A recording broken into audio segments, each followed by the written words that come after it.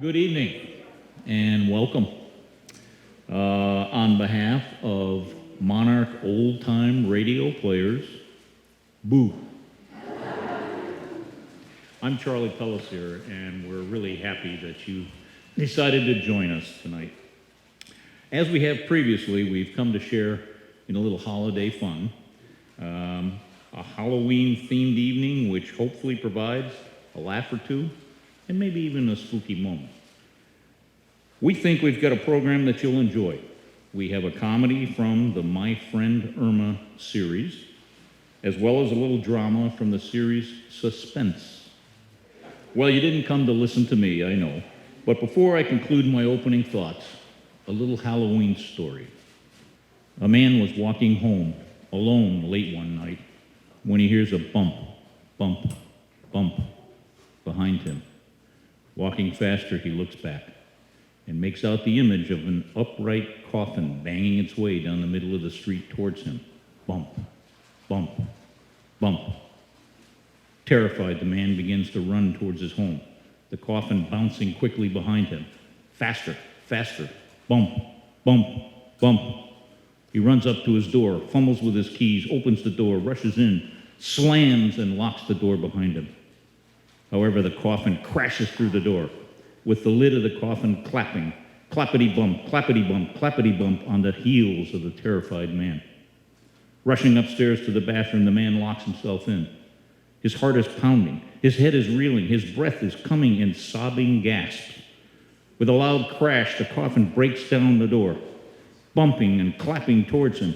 The man screams and reaches for something, anything, but all he can find is a box of cough drops. Desperate, he throws the cough drops at the coffin.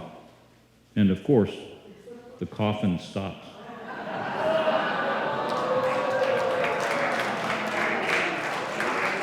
All right. My apologies. We're going to begin the show tonight with something you won't generally hear on the radio, a pantomime skit. But first, the Monarch Jingle Singers with a word from our sponsor.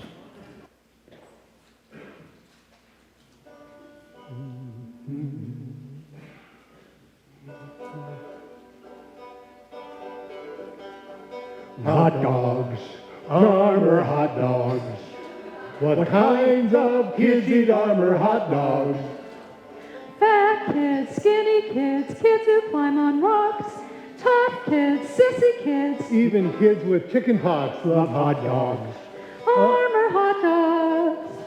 The dogs kids love to bite. Picking it up on the old banjo, put on the mustard and away we go.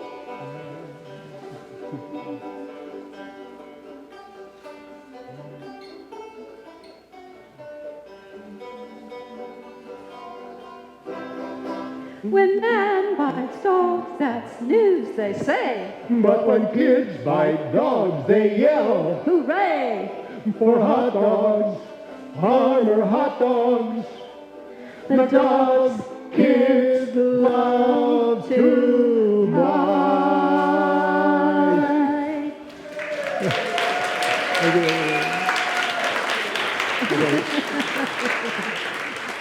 We need to get up. Jingle Singers.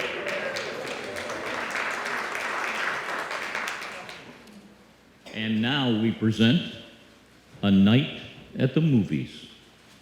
Cast members, please take your places. It's 1964. Remember 1964? Lots of memorable events in the country and the world that year, so let's take a look.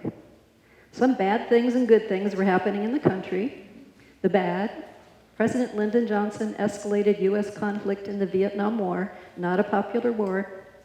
A major earthquake hit Anchorage, Alaska. But also there was some good. Congress passed the Civil Rights Act. Dr. Martin Luther King Jr. received the Nobel Peace Prize, and very important to many of us in this room, Medicare was started. Okay? Oh yeah. The economy was a lot different. The price of a movie ticket was $1.25. The average home price was $13,050. Yeah. In the world of sports, the Summer Olympics were happening in Tokyo. Boxer Cassius Clay, remember that name? Beat Sonny Liston to become the heavyweight champion of the world, and then changed his name into Muhammad Ali, of course. In the World Series, St. Louis beat the New York Yankees 4-3. Any fans here? Any? No? Okay. In entertainment, who could forget the Beatles' appearance on the Ed Sullivan Show? I want to hold your hand. That launched Beatlemania throughout the country and, in fact, the world. Among the most popular TV shows were Gilligan's Island, a 3-hour tour, and The Munsters. Science and technology made great strides. Sony introduced the first VCR. Anyone still have one? Yeah, I'm not the only one. Okay, good. In New York, the Verrazano Narrows Suspension Bridge is near completion, the longest in the US. And the 1964 World's Fair is a smashing hit. NASA was working toward putting a man on the moon. And what does it mean to you? Well, not much. Because you're 17, it's Saturday night, you're in love, and have a movie date with your high school sweetheart. You're running late and you stop for popcorn. The show hasn't started yet, but you still need to find your seats.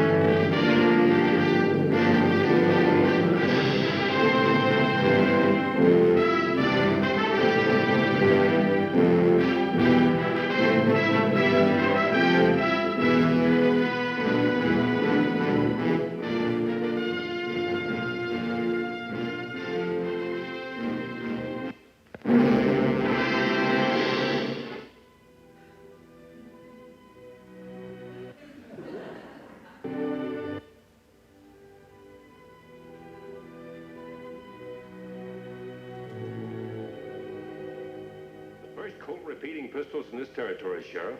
Finest guns ever made. Here's law and order in 6-finger doses. Yes, sir. Easy to load and as durable as your mother-in-law. Listen to that salesman later, Sheriff. Let me out of here. The stage is ready to roll. I'll see that you're on. Now, shut up. Heard a lot about these new Colt repeating pistols, Mr. Farrell. You'll hear more. Nothing like them. How much more does a man have to hear? Look what it says in this advertising your company's doing. Secretary of War under President Polk has contracted with Mr. Colt for 2,000 of his pistols. During the war with Mexico, these pistols were responsible for our victories, even though we were outnumbered. Remarkable advantage of the Colt repeating pistol was dramatically proved in the personal experience of Captain Steve Farrell, sent to Texas with a cavalry detachment to rescue Colonel Cross of the American Army. Ambushed by the Mexicans, the entire detachment was killed or captured, and only Captain Farrell escaped by shooting his way to freedom with a pair of the new Colt repeating pistols. Farrell. Captain Farrell, is that you? Mr. Colt presented me with this pair when he was in Washington trying to interest the government in his revolver. When my outfit was wiped out in that ambush, it was these guns that saved my life. Wish I could deliver them instead of just take orders, but the factory's nearly a year behind. No chance of getting a pair soon, Mr. Farrell? No, not this far west yet. Government orders have to come first. Powder's automatically measured as you pour from the flask.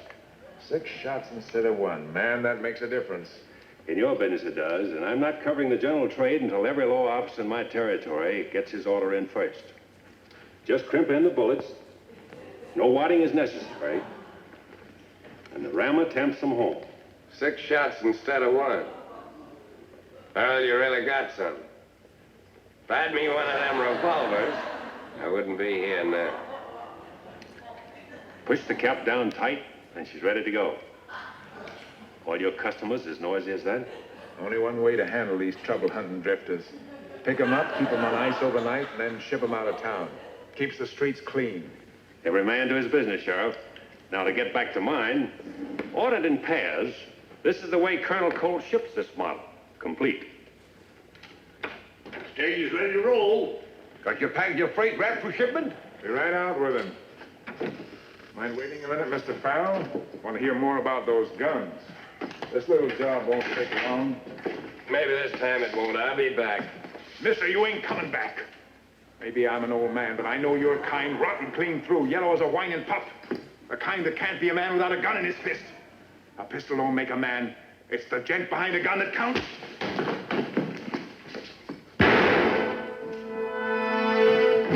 Hold it. Now, the old man just said that it was the gent behind the guns that counted, and I'm behind these. Never let me catch you when you want. Ah, that's better. Well, to keep you on your feet, I got use for you.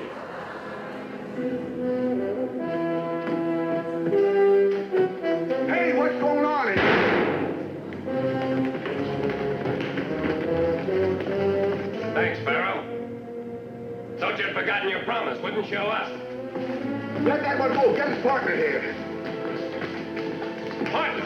Yes, partner. You heard that killer call him by name. A slick way of getting guns in here without the sheriff's suspicion. Now, wait a minute. Walk about. He stole those guns. Yeah, that's your story. But we heard it. He stole those guns, I tell you.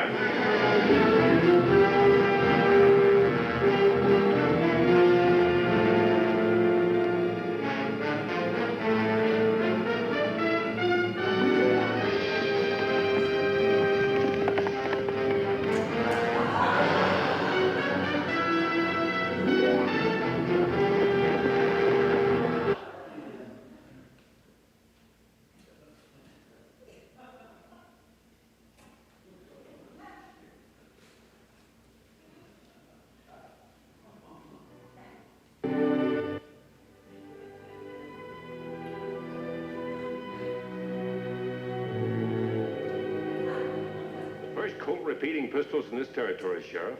Finest guns ever made. Here's law and order in 6 motion. Just easy to load and as durable as your mother-in-law. Listen to that salesman later, Sheriff. Let me out of here. Stage is ready to roll. I'll see that you're on it. Now, shut up. Heard a lot about these new Colt repeating pistols, Mr. Farrell. You'll hear more. Nothing like them. How much more does a man have to hear? Look what it says in this advertising your company's doing. Secretary of War under President Polk has contracted with Mr. Colt for 2,000 of his pistols. During the war with Mexico, these pistols were responsible for our victories, even though we were outnumbered. Remarkable advantage of the Colt repeating pistol was dramatically proved in the personal experience of Captain Steve Farrell, sent to Texas with a cavalry detachment to rescue Colonel Cross of the American Army. Ambushed by the Mexicans, the entire detachment.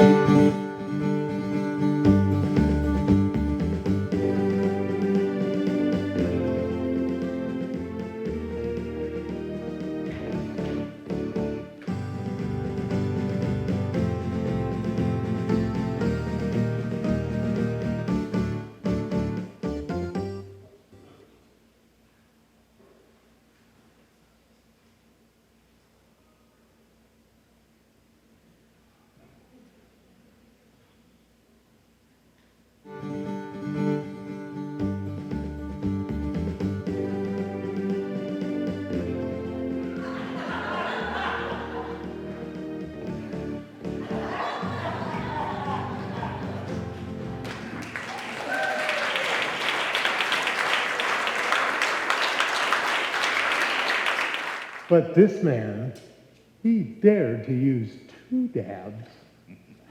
Now he's in trouble. We refuse to be responsible. Real cream. Real cream. Brill cream, a little dabble do ya. Brill. Brill cream, the gals will all pursue ya. We love to get our fingers in your hair. Brill cream, a little dabble do ya. Watch out, we girls will pursue ya. We love to get our fingers in your hair. That's it. Thank you. Thank you, thank you. And now, the first of our 2 feature shows, Jane Sees a Ghost.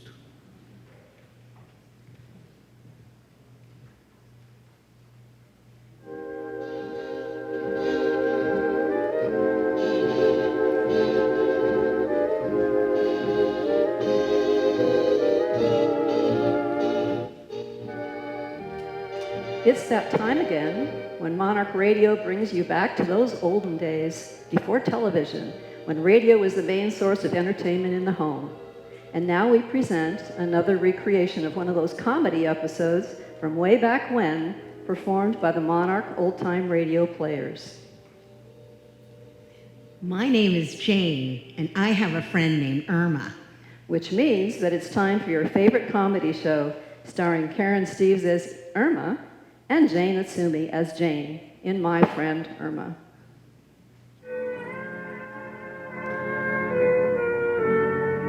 Cookie, it's getting late. You turn the lights out and go to bed. All right.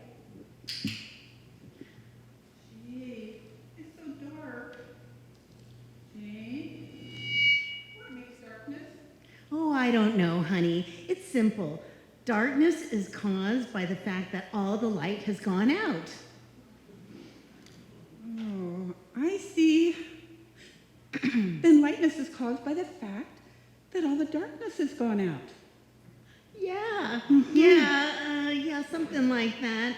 Will you go to sleep, honey? Okay. 1, 2, 3, 4. Wait a minute. What are you doing? What are you doing? I'm counting fellows so I can fall asleep.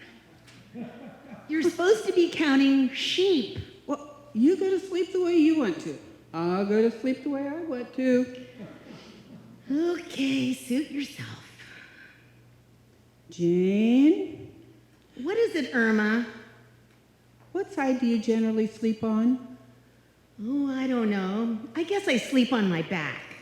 Well, I usually sleep on my right side. You see, my office is downtown. When I get up in the morning, I like to start off in the right direction. For Pete's sake, will you cut it out? By the way, did you leave a note for the milkman? Note? Yeah, to tell him not to leave any more milk this week. He left 4 quarts this last time. Oh, I know. That was my fault. I asked him to. Well, what for? Well, I was going to take a milk bath. It was supposed to be very good for the complexion. But when I read what milk does, I changed my mind. Well, what was it that you read? That milk has calcium and builds strong bones. So? I don't want to have bony skin. Irma, will you put the note in the milk bottle out in the hall, please? Yes, Jane.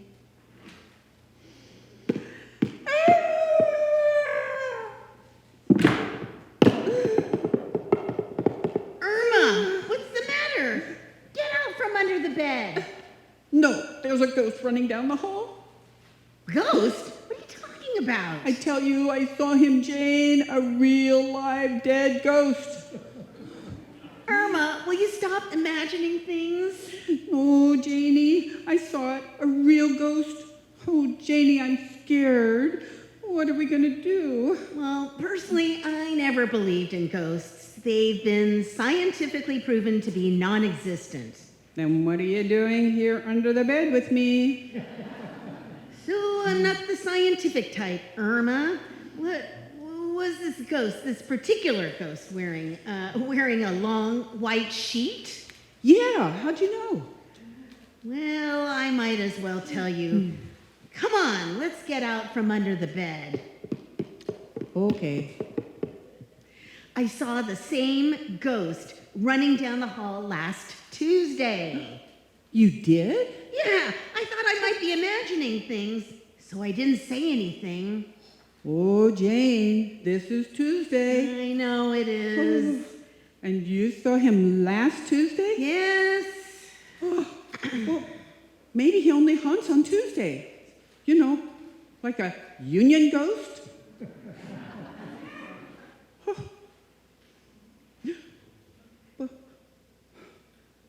Well, what do we do if he comes in here? Jane, what will we do?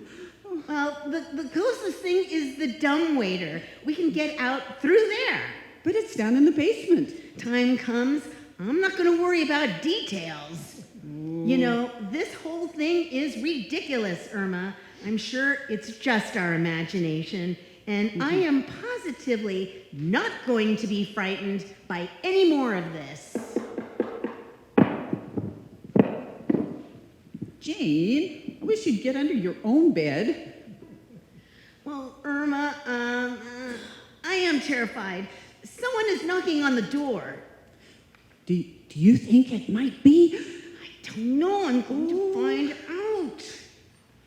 You there, knocking on the door. Are you a ghost? No, but the way I live, I wish I was dead. Oh, it's the maestro. Okay. Just a second, maestro. Hello, girls. Oh gosh, are we happy to see you? Whoa, what are you doing up at this hour? Indigestion. Mrs. O'Reilly made dinner for me. But I thought you ate at home tonight. Oh, I did. This is from last week. Yeah.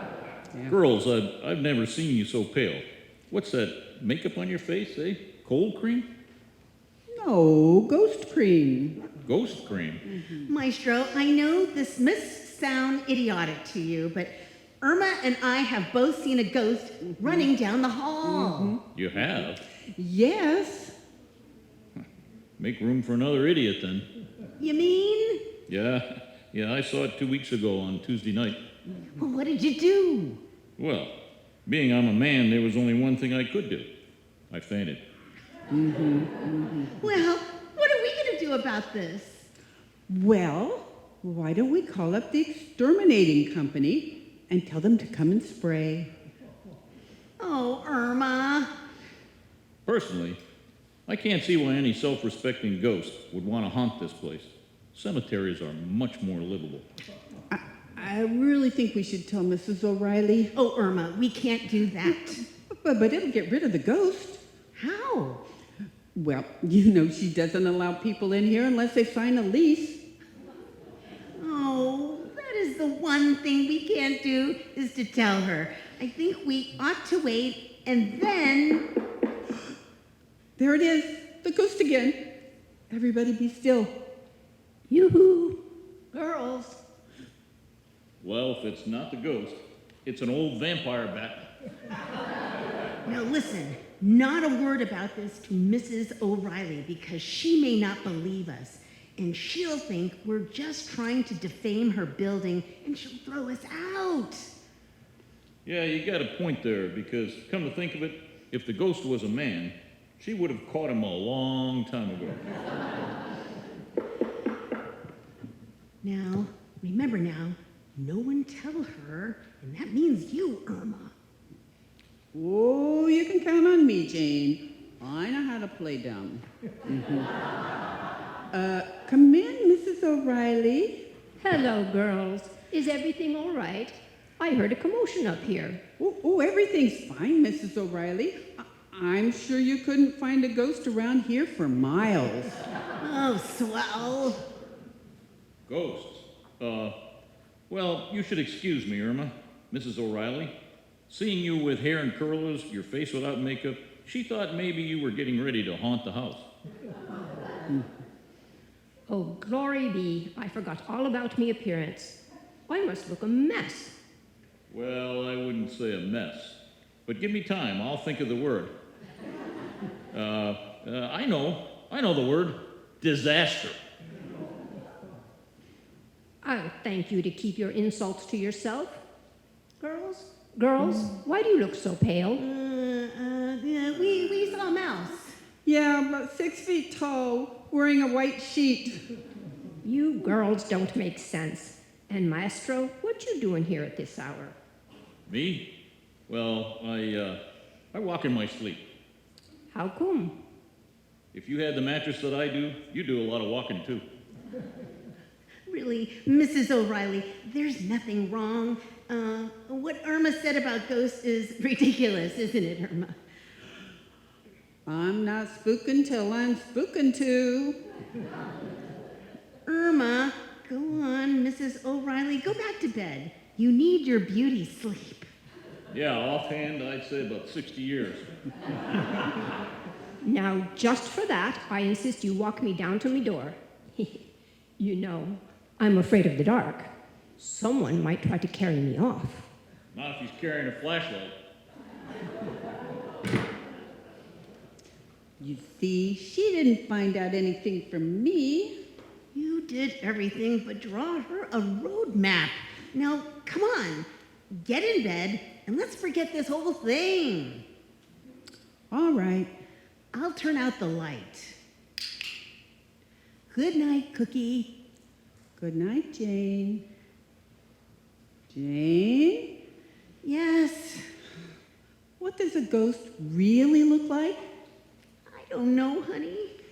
The ones I've seen pictures of are all bones. Then maybe we should get a dog. Irma, would you please go to sleep? All right. Good night, Jane. Jane, do you hear that? Yes, Irma. Now I'm really getting terrified. It can't be Mrs. O'Reilly. It can't be the maestro. And we're in bed. Oh, gee, it must be some unearthly creature. I'll find out. Who's at the door? Chicken, it's me, Al. Oh, you're right, Irma. It is some unearthly creature. But let him in. Well, all right. Just a second, Al. Hiya, chicken. Oh, Al, you don't know how glad we are to see you. I saw the light on in your window and was just on my way home from work. I thought the pool room closed at 9. But sit down, Al. Sit down and make yourself at home. I really like you, Al. You do? Hey, most of the times you imply that I'm obnoxious. Well, that's only during the week. On Tuesdays, you're lovely. Oh, Al, you're a brave man, aren't you? Well, you know my war record, chicken. I have the biggest victory garden on the block. What we're trying to say is nothing terrifies you, does it? Nothing in the world. Why? Having trouble? Yes, Al. Well, then I'm your man. Now, just who is this guy that's been causing trouble? Well, he isn't exactly a man. It's hard to describe. Well, who is he? Or is it a she? I don't think so. A kid? Well... Go on, tell me. I don't care if it's a dame or a kid. I ain't afraid of either of them. See, I told you, he's as brave as they come. I'll murder him. Oh. Well, Al, you're wonderful.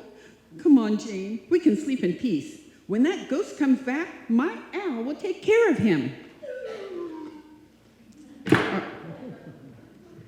Won't you, Al? Al? Al? Your hero just went. Huh? Yeah, he was as brave as they come. And as they come, he went. Come on, Irma. We've got to pull ourselves together. If we don't get some sleep, we won't be able to get up for work. Now, come on, honey. All right, Jane. Wait a minute. I'll be right back. Where are you going?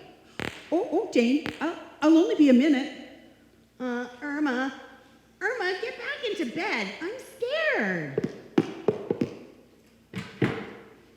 Irma? There. Now that ghost won't dare come near us. Why? What did you do? I just put a sign on the door saying measles.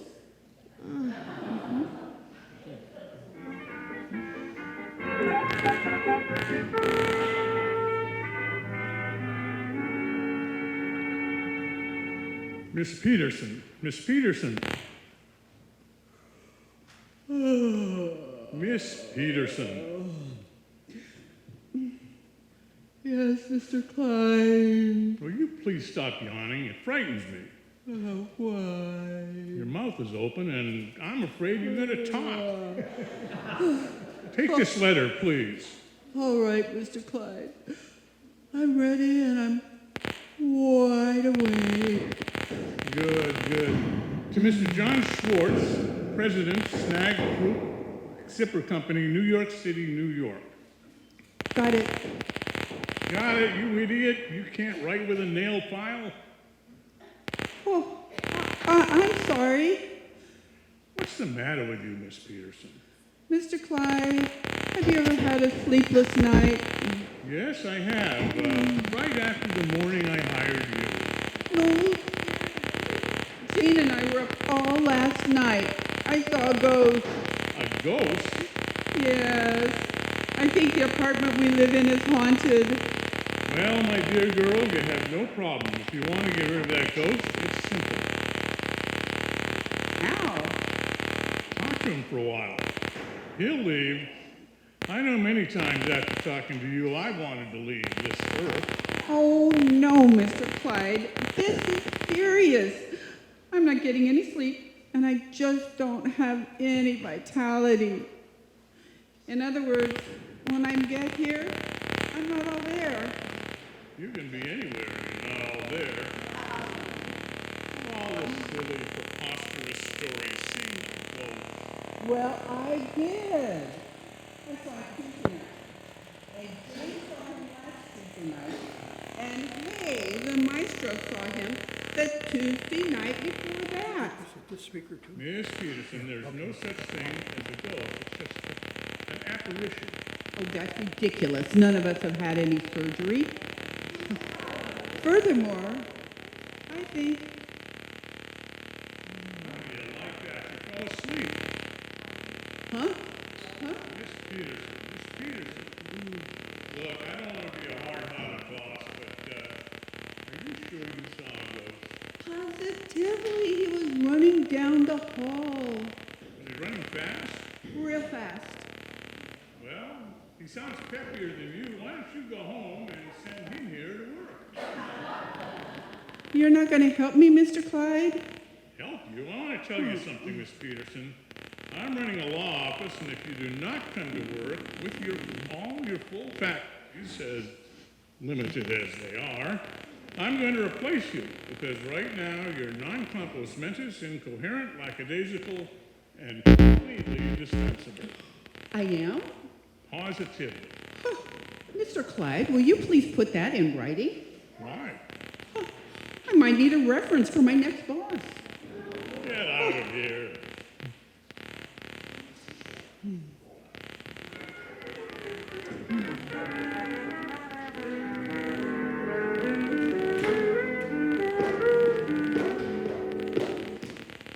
That you, sweetie? Hello, Jane. What's the matter, Cookie? Trouble in the office? Gee, we've got to do something. Mr. Clyde said that if I don't get enough sleep at home, he's going to fire me.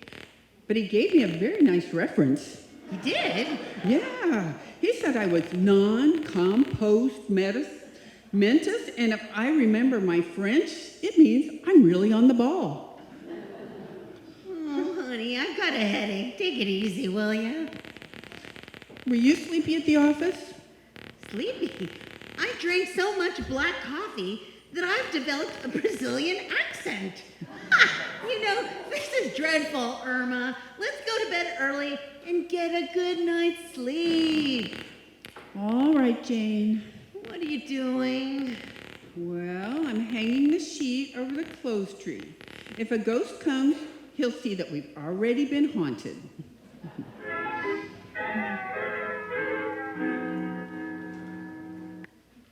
Miss Peterson, this is Thursday, and you're still asleep at your desk. Don't tell me you saw the ghost last night. No, but we were awake all night waiting for him to come. Miss Peterson, this is Friday, the third morning I found you sleeping on the job. Oh, Mr. Clyde, I am so dopey. That's the understatement of the year.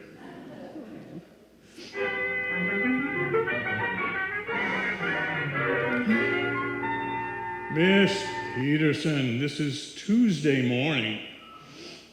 Oh, tonight is the night. Oh, Mr. Clyde, what will I do if I see him running down the hall again? Well, you just take him by the hand and ask him to lead you to the unemployment office. You're fired.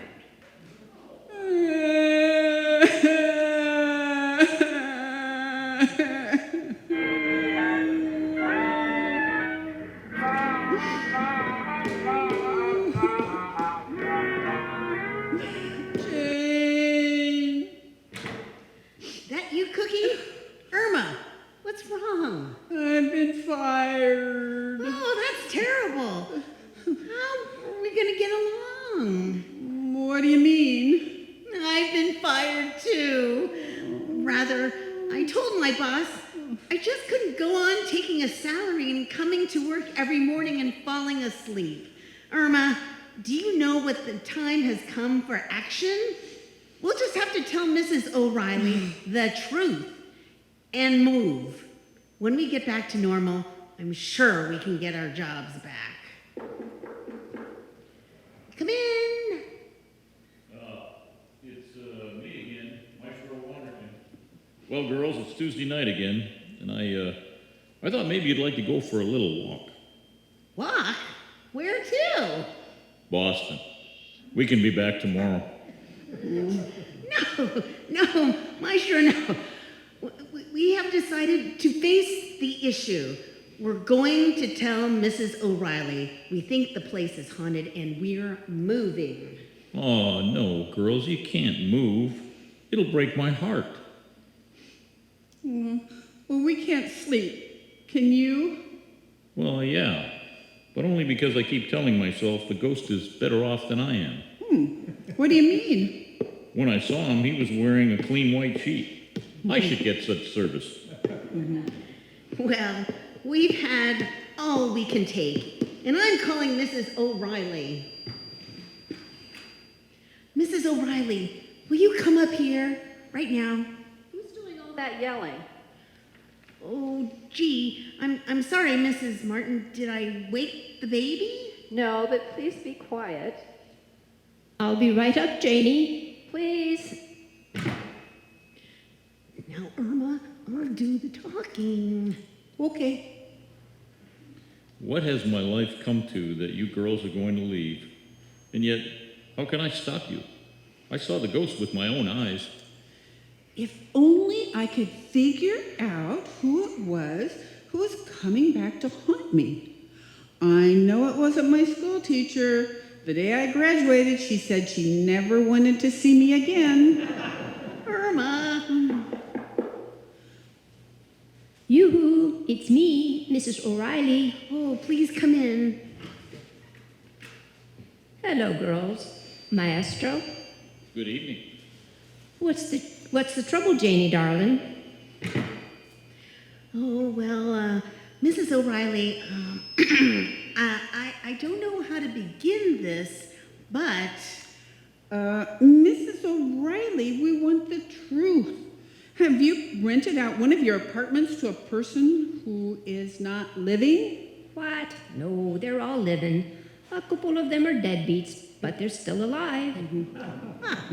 Well, look, what we're trying to say, Mrs. O'Reilly, is that, well, I mean, this sounds unbelievable, but every Tuesday night, a ghost in a white sheet has been roaming the halls. Glory be. Are you sure? You can ask the maestro. He's seen him too. That's right. That's right, Miss O'Reilly. Probably someone who died over 1,000 years ago. He keeps coming back to find out what keeps you going. Oh, shut up. I hate to say this, Mrs. O'Reilly, but Irma and we haven't slept a wink since it happened, and we're gonna have to find another place to live. A ghost in my building. Ah, glory be. I believe I know who it is. You do? Yes, it must be my late husband Clancy. The poor man probably misses me. I thought that's why he went in the first place. To get away from you. Bite your tongue. My poor dear Clancy worshipped me. He practically threw himself at my feet. Uh-huh. This could only be because he wanted to escape and thought they were boats. Now listen here, you. Now, please, this is no time to argue. You'll have to do something about this. I'm convinced it's Clancy, and there's only one way to handle the situation. Well, how are you gonna do that? If I could get through to him, you know, hold a seance and explain to him that he's frightening the tenants. Sea ants? I've heard of red ants and picnic ants, but sea ants? Do they swim? Irma! Now, Janie, put out the lights. We can all sit round the table holding hands so I can make contact with the spirits. Now, Mrs. O'Reilly, let's have no drinking at this hour. Cookie, Mrs. O'Reilly, don't you think this is a little ridiculous? Janie, I know what I'm doing. Turn out the lights. All right. Fine. Now that we're in complete darkness, everybody hold hands. All right, but I warn you, if you're using this as an excuse to get fresh, I'll leave. You stay. Now, everyone concentrate. I'll try to make contact with Clancy. Oh, Clancy! Oh, Clancy, without there. Yoo-hoo, Clancy, this is Kathleen. Remember me? Will you not be coming in a little bit stronger? Try channel 2. Be still. Clancy, oh, cousin, this is your little Cupid doll. Who now looks like a baseball's been thrown at her. Maestro! Okay, Clancy. Come to us, Clancy. Oh, isn't he polite? He's knocking before he comes in. Come on in, Clancy.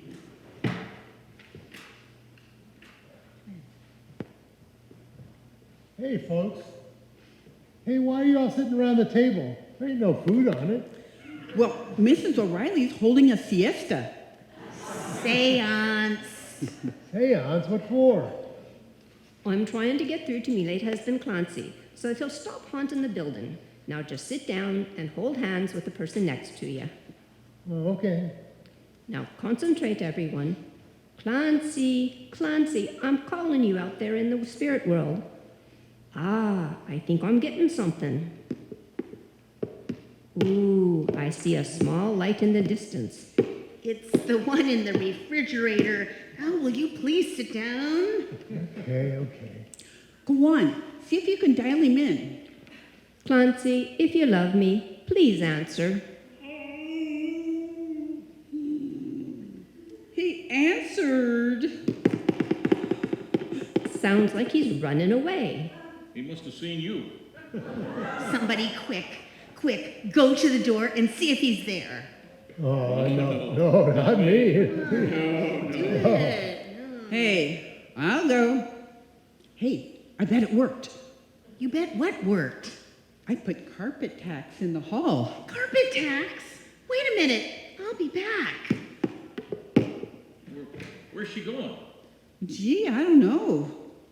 Mrs. O'Reilly, the seance is over. You can let go of my hand. What's the hurry? I want to talk to a few more ghosts I know. Well, Jane, what's the news? Did you see the ghost? Yeah, I saw him. Jane, what are you laughing at? Mrs. Martin has him by the ears. The ghost? Yeah. Oh, honey, will you please explain?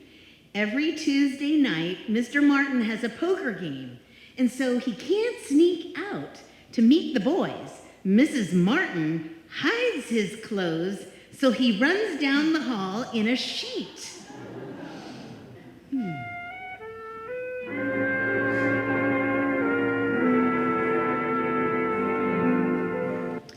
Well, so ends the case of the poker-playing ghost, thanks to Irma and her carpet tax. As for Irma and I, we have our jobs back, and we're still sleeping again well. Thank you. And as for Irma, she is... Hey, Al! Al! Al! Can you hear me? Out there? Please come back to me. Irma, are you holding a seance? No, our phone is out of order, and I'm trying to get Al's attention down in the pool room. Speaking of a pool room, if you will all excuse me, I'll just curl up in the side pocket to get away from my friend Irma.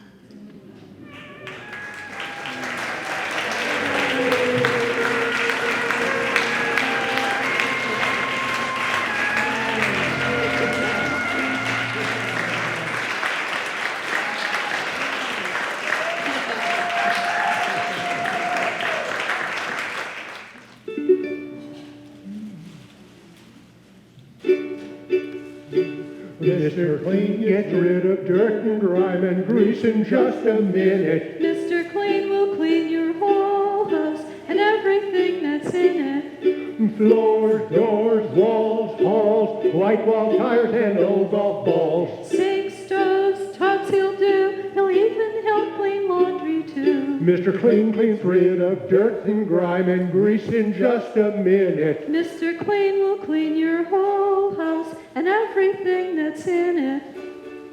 Can he clean a kitchen sink? Quicker than a wink. Can he clean a window sash? Faster than a flash. Can he clean a dirty mirror? He'll make it bright and clearer. Can he clean a diamond ring? Mr. Clean cleans anything. Mr. Clean gets rid of dirt and grime and grease in just a minute. Mr. Clean will clean your whole house and everything that's in it. Mr. Clean, Mr. Clean, Mr. Clean. Thank you. Thank you. And now for our main performance, Suspense. It's that time again when Monarch Radio brings back those olden days, before television, when radio was the main source of entertainment in the home. Tonight, we present another recreation of an episode from one of those dramas from way back when, as performed by the Monarch old-time radio players.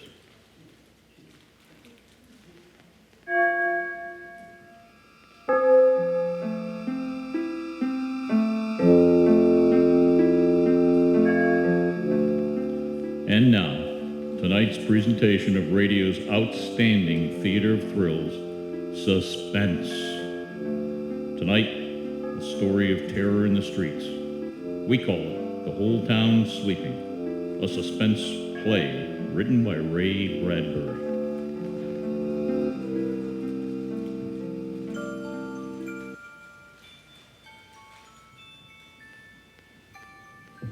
It was a warm summer night in the middle of Indiana country. The tiny town was deep far away from everything, kept to itself by a river and a forest and a ravine. In the town, the sidewalks were scorched, the stones were closey, the streets were turning dark, screen doors whined their springs and banged, and there was the sound of Grandma Hanlon's swing hammock across the street.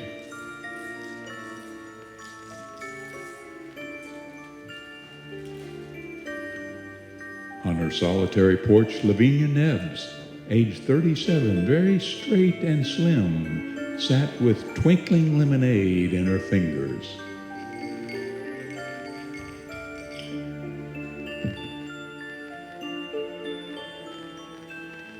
Tapping to her lips, waiting.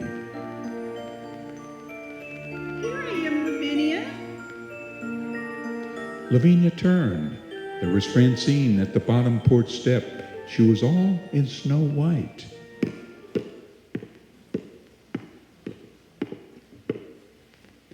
And she didn't look her age of 35.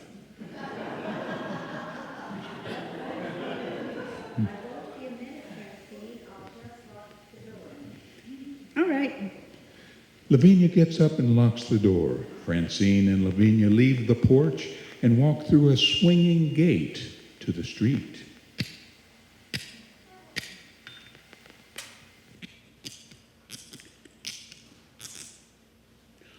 Oh, I do like your dress, dear. Why, thank you, dear.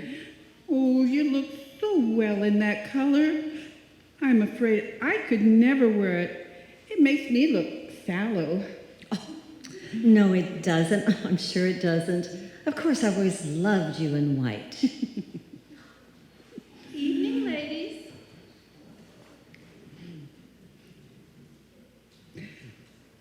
Where are you ladies going, all dressed up so pretty? Good evening. We're going to the Majestic Theater, Mrs. Hamlin. Oh, Robert Mitchum's playing, Not as a Stranger. Well, you won't catch me out on a night like this. Not with the lonely ones strangling women. Lock myself in with my gun. That's what I'm going to do. I wouldn't worry, Mrs. Hamlin. Oh, you wouldn't you? What about Eliza Ramsell? You think she's not worrying? Lock myself in with my gun. That's what you ladies should do, too.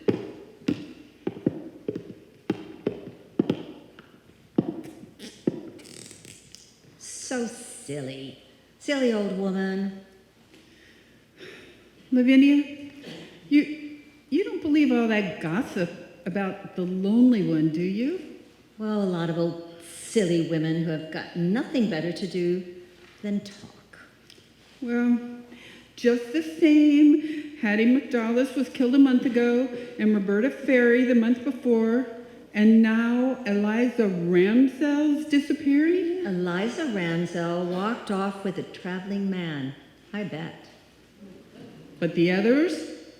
All strangled? Oh, Francine.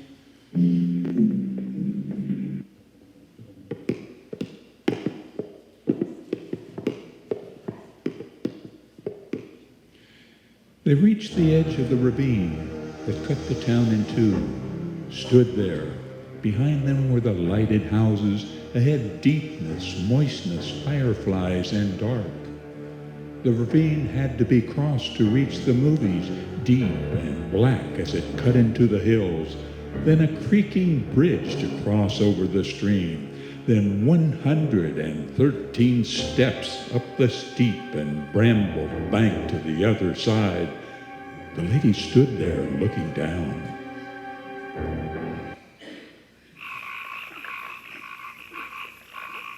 It won't be me coming back tonight, Lavinia. It'll be you. Oh, I'd never walk there alone at night. Never. Bosh. Well, you can say bosh, but it'll be you on the path, not me. Oh, Lavinia, I do wish you'd live on this side and didn't.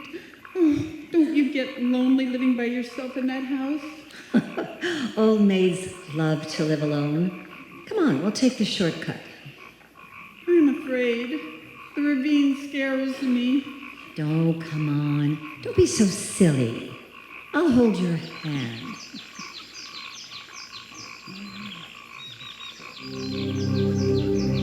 Lavinia, cool as mint ice cream, took the other woman's arm and led her down the dark, winding path into cricket warmth and frog sound and mosquito-licked silence.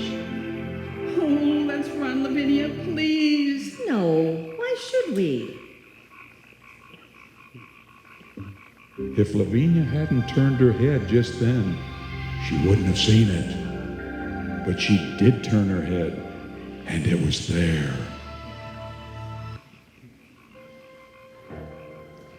Back among a clump of bushes, half hidden but laid out, as if she had put herself there to enjoy the soft stars, lay Eliza Ramsell, her face moon-freckled, her eyes like white marble. Then Francine saw it too, and the woman stood on the path for a frozen second, not believing what they saw.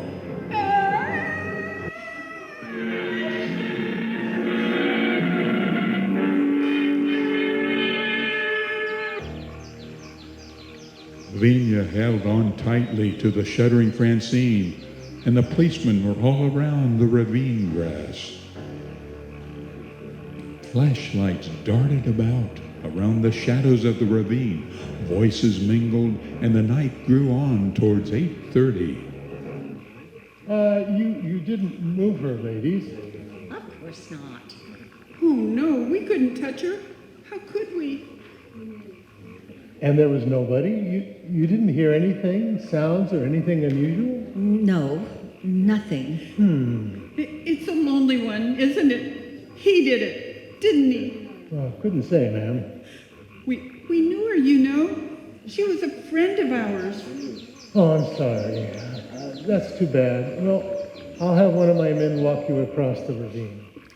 That won't be necessary. Thank you very much. We'll be all right. Oh, Lavinia.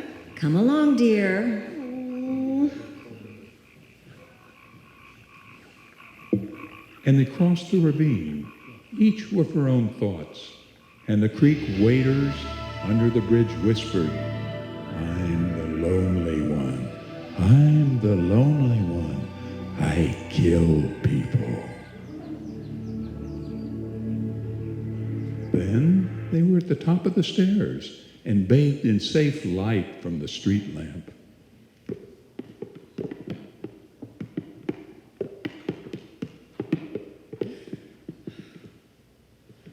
I've never seen a dead person before.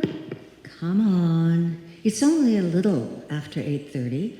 We'll pick up Helen and get on to the show. The show? Oh, Lavinia, you don't mean it. Of course I do. We have got to forget this. But Eliza's back there. We need to laugh. But she was our friend. I know. We've got to pretend that nothing happened. We can't help her. There's no good brooding about it. I'm going to get it out of my mind, and you should too. Now, if we hurry, we won't miss too much.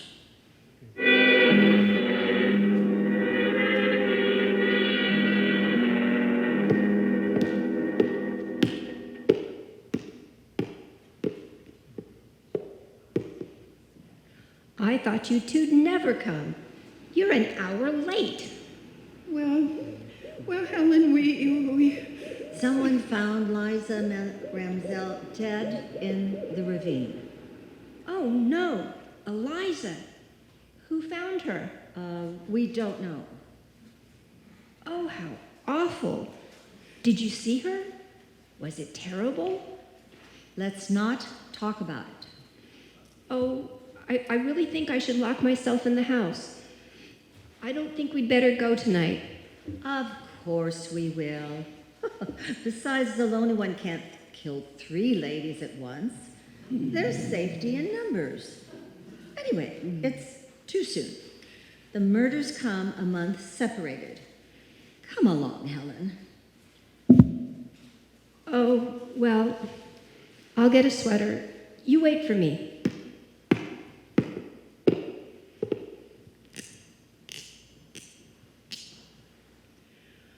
Why didn't you tell her about us finding Eliza? Why upset her? Time enough tomorrow. I told you, tonight we've got to forget. We're going to the show, and let's not talk about it anymore. Enough's enough.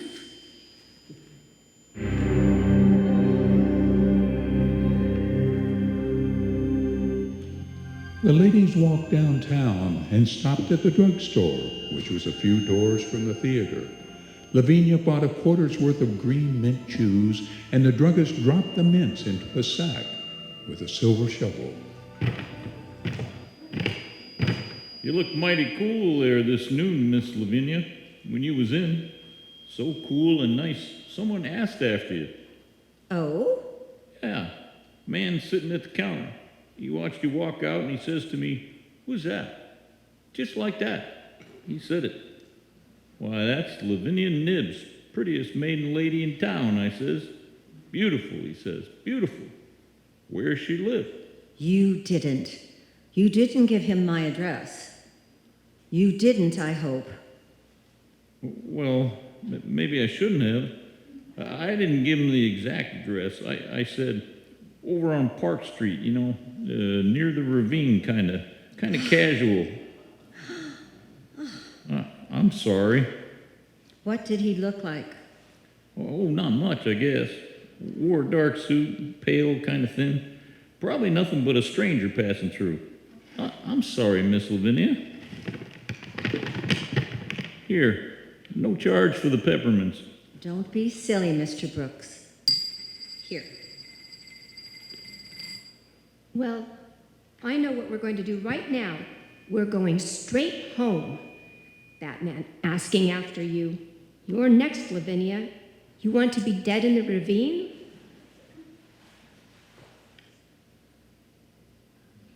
Well, you know what? It was just a man.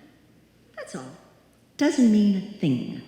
That's what I figured. Nothing to worry about. Nothing to worry about.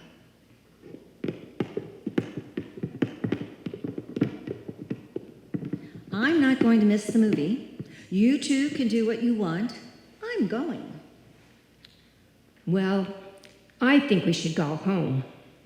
So do I. She's right, Lavinia. No, she's not. Yes, she is. I don't agree with you. Why do you say this? Seriously. They argued for 5 minutes. Then the three of them went to the theater, Francine and Helen, reluctantly, Lavinia head high, self-possessed school. In the auditorium, they sat in the fragrance of ancient brass polish, waiting for the second row to begin. And the lights began to fade.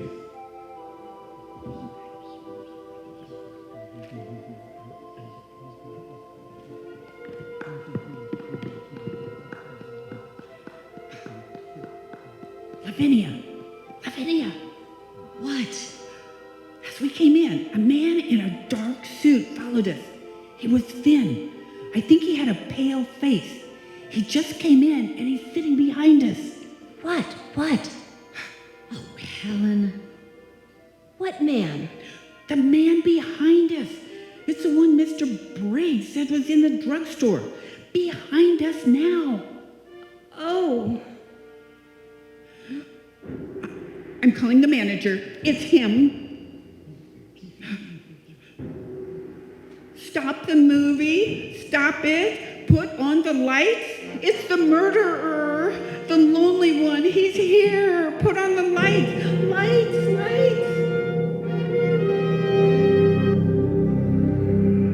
The drugstore clerk said 11:25.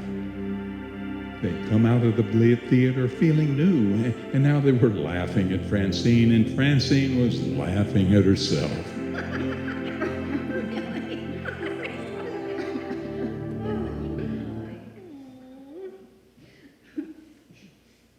You see how silly it was? All of that riot for nothing. When you were running up the aisle screaming, lights, honestly, I thought I'd die. Oh, that poor man. The theater manager's brother was from Racine. Oh, Francie. Well, I did apologize. Now you can see what a panic can do, and all for nothing. Well, we shouldn't have stopped for sodas, though. Wasn't that a wonderful picture? Will you ever forget how handsome?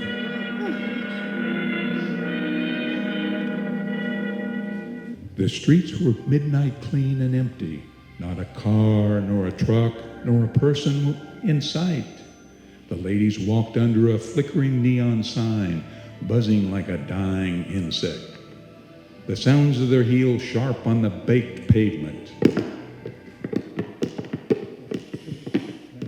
First, we'll walk you home, Francine. Oh, no, I'll walk you home. If you walked me home, you'd have to come back across the ravine alone. I know you. If a leaf even fell on you, you'd drop dead. Well, I could stay the night at your house. No, It's all settled. First, I'll take you home, and then Helen.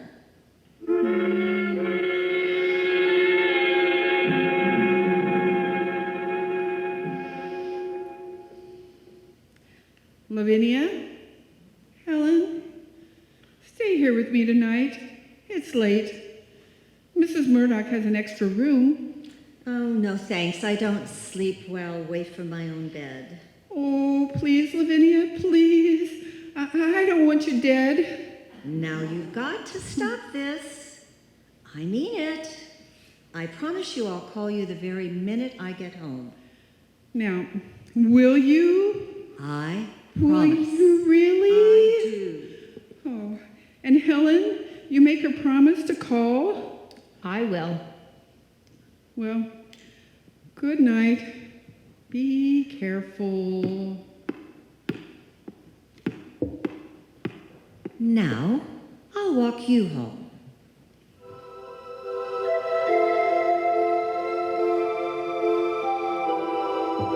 The courthouse clock struck the hour, but the sounds went across a town that was empty, emptier than it had ever been before. Over empty streets and empty lots and empty lawns, the sound went. There's no reason for me to stay with you, and I'm going to move on, Helen. You've acted so strangely tonight. I'm not afraid, that's all. And I'm curious, I suppose. Of course, I'm using my head. I mean, logically, the lonely one can't be around. Not now with the police discovering Eliza's body and all. Did you ever think that maybe your subconscious doesn't want you to live anymore? You and Francine, honestly, Helen. Well, I feel so guilty. I'll be drinking a cup of coffee just about the time you get to the ravine, and oh, with that awful bridge in the dark, you will call us the minute you get home, won't you? I won't sleep a wink if you don't. Ah, I'll call. Now, good night.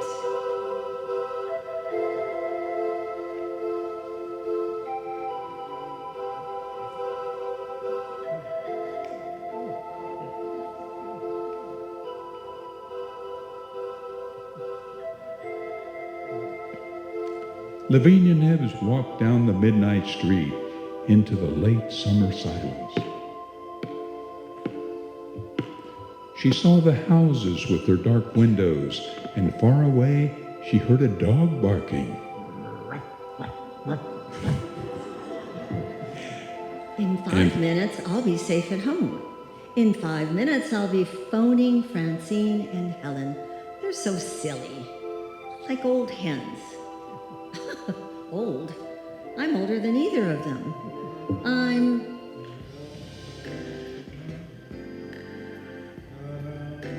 She heard a man's voice singing away among the trees, and she walked a little faster. And then, coming down the street toward her in the dimming moonlight, was a man. Well, look who it is. What a time of night for you to be out, Miss Nebbs. Officer Kennedy, oh, I'm so glad it's you. Something wrong, Miss Nebbs?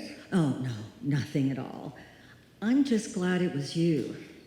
You know you shouldn't be out now. Well, I know. I've been to the movies. It is late. Yeah. Come on, I better see you home. Oh, no, I can make it fine. Ah, the moon's going behind the trees. Be pretty dark. I'm not afraid of the dark, Mr. Kennedy. You're sure you're going to be all right? Quite sure. Thank you. All right, I'll tell you what. I'll wait here till you cross, and if you need help, just give me a yell and I'll come a-running. I'll check by your house later on my way back.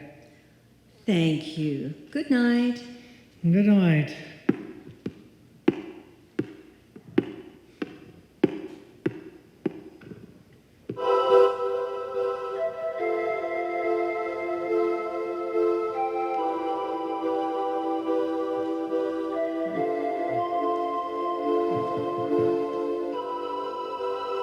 As she walked the way she thought, I won't walk in the ravine with any man. How do I know who the lonely one is? No, thank you. then the ravine. She stood on top of the 113 steps down the steep bramble bank that led across the creaking bridge 100 yards and up through the Black Hills to Park Street and home.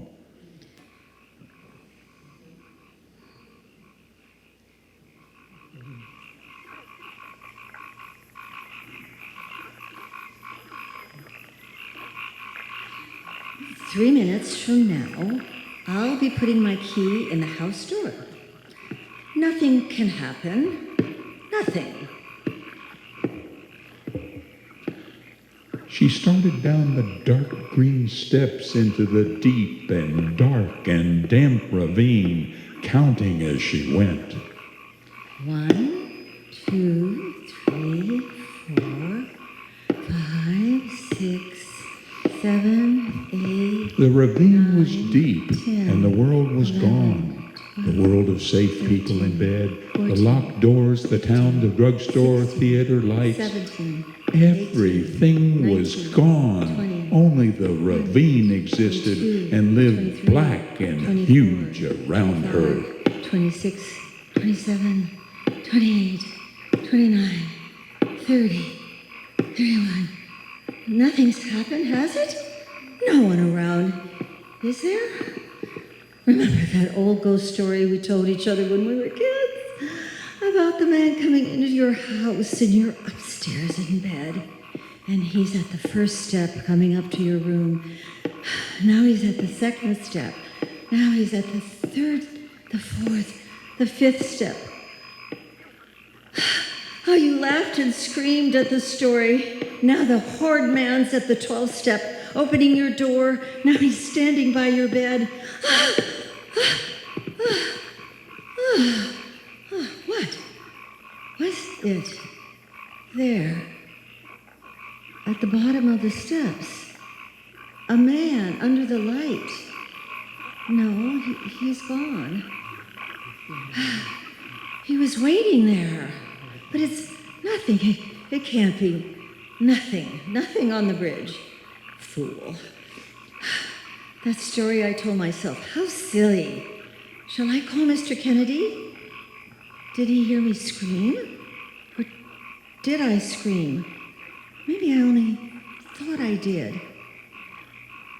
Then he didn't hear me at all. I'll go back up. Go to Helen's and sleep there tonight. No, it's nearer home now. Don't be silly. Wait.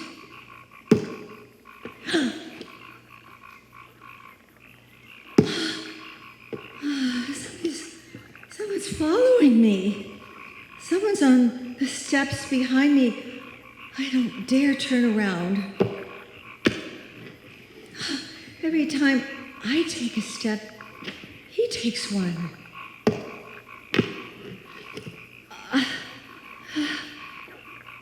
Officer Kennedy? Is that you? Is it?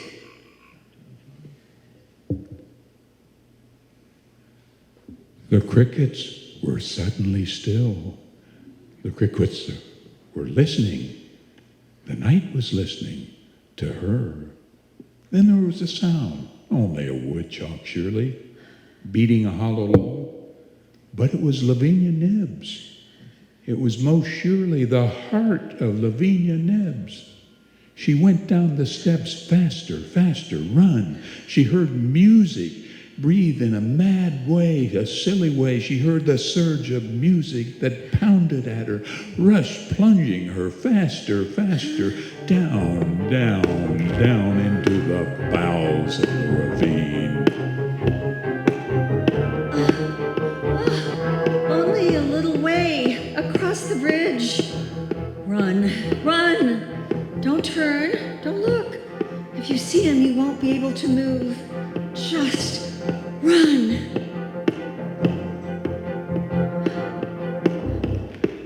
and across the bridge, up the path between the hills, the top of the path, the street, and even with the light, the fear swirled around her, closing in, pressing.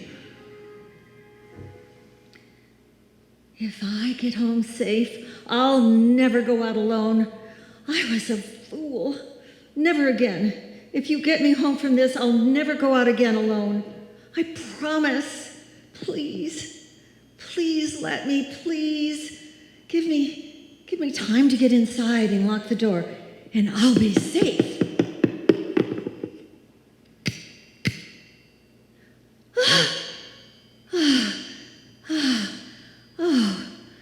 Safe at home. Safe at home. Oh, listen. Not a sound. Oh, wait.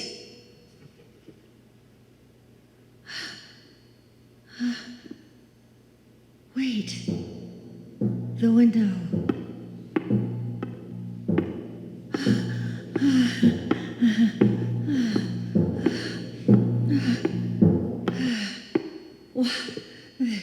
There's no one there at all. Nobody. There was no one following me at all. Nobody running after me. How silly. If a man had been running and following me, he would have caught me. I can't run as fast as a man. I wasn't running from anything except me. The ravine was safe. Safer than safe. Oh, it's so nice to be home, though. Home's a really good, warm, safe place. The only place. She had just put her hand out to the light switch when she heard it behind her in the blackness. Just a movement. What? What? Who is it?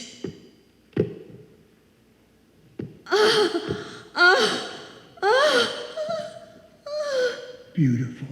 So beautiful.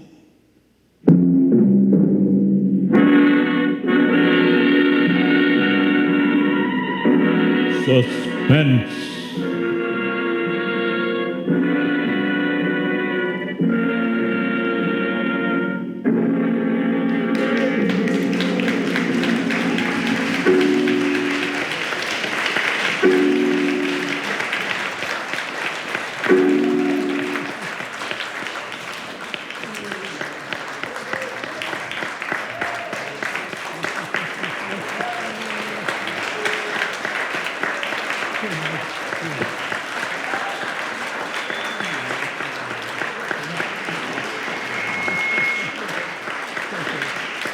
How about a hand for the sound crew?